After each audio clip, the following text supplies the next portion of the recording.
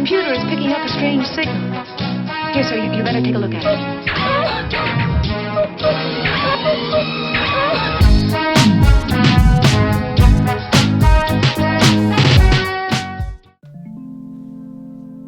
Hello and welcome to episode 109 of Life Through a Prism with your host Rob Tierney. In this podcast we may take a look at articles related to LGBTQIA+, disability or pop culture.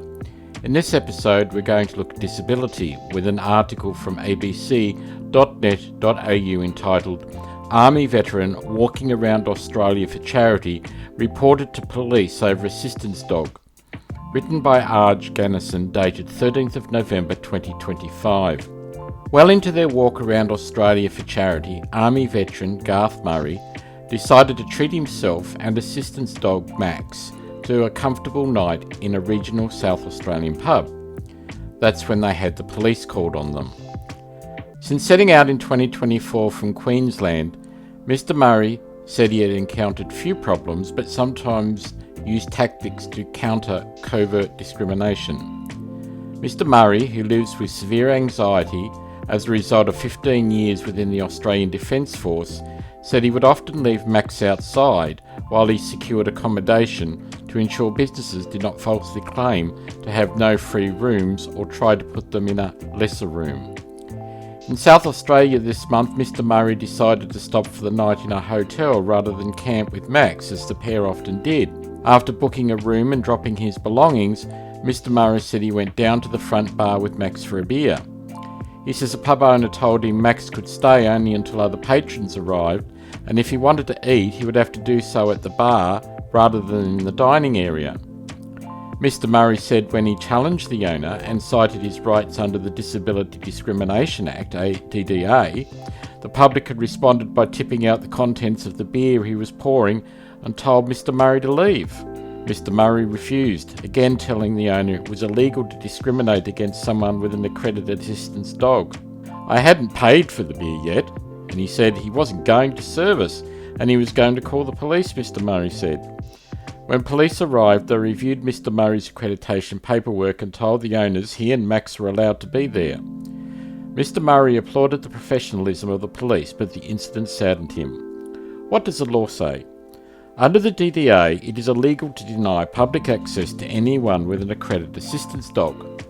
However, with no national accreditation body or standard, each state is left to decide what organisations can provide that accreditation.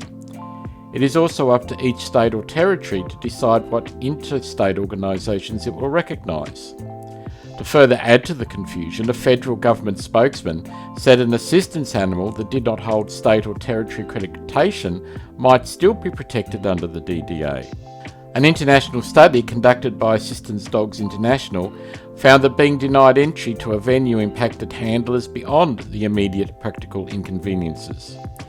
In Australia, 58% of respondents to the survey said they had faced access refusals over the past 12 months, with 56% experiencing multiple refusals. While a rejected individual may be required to find another cafe, grocery store or bus, the emotional and subsequent behavioural impact of such experiences can linger, the report said. As a result of that refusal, 59% of Australian respondents considered avoiding public places altogether. Need for national framework. Australian Hotels Association Chief Executive Stephen Ferguson said discrimination against people with an assistance dog was a complicated issue. He said hotels needed to strike a balance between safe work and hygiene standards and disability discrimination laws. While it was easy when handlers had dogs with verifiable accreditation paperwork, he said people sometimes tried to bring in companions who were not accredited assistance animals. Just because a dog has a vest saying it's a service animal or assistance animal doesn't mean that it has been trained by a properly accredited organisation, Mr. Ferguson said. In Tasmania, we had the matter of it wasn't a dog but apparently an assistance alpaca, and that raised questions as to how's an alpaca house trained. Mr. Ferguson said the discrepancy in differing frameworks across Australian states and territories also made it difficult to provide consistent advice on how to determine a legitimate assistance animal. Assistance animal advocates agree that the lack of uniform rules has a wide-ranging impacts and impedes the ability to provide consistent education. Assistance Dogs Australia Chief Executive Tim Taylor said the federal government had to take the lead.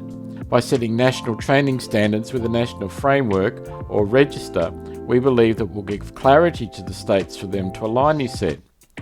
Mr. Taylor said a national standard would also combat issues of substandard training and ensure an animal welfare aspect. If you put a dog in an environment where it's not comfortable, it's not the right thing for the dog, he said. The second thing is, it's actually a potential public risk, and if a dog has a jacket on that says it's an assistance dog when it's not, it undermines public confidence, and that just plays into more people with accredited assistance dogs being refused access. A spokesman for the Department of Health, Disability and Ageing said the government was currently working on a set of national principles to improve consistency across the states and territories.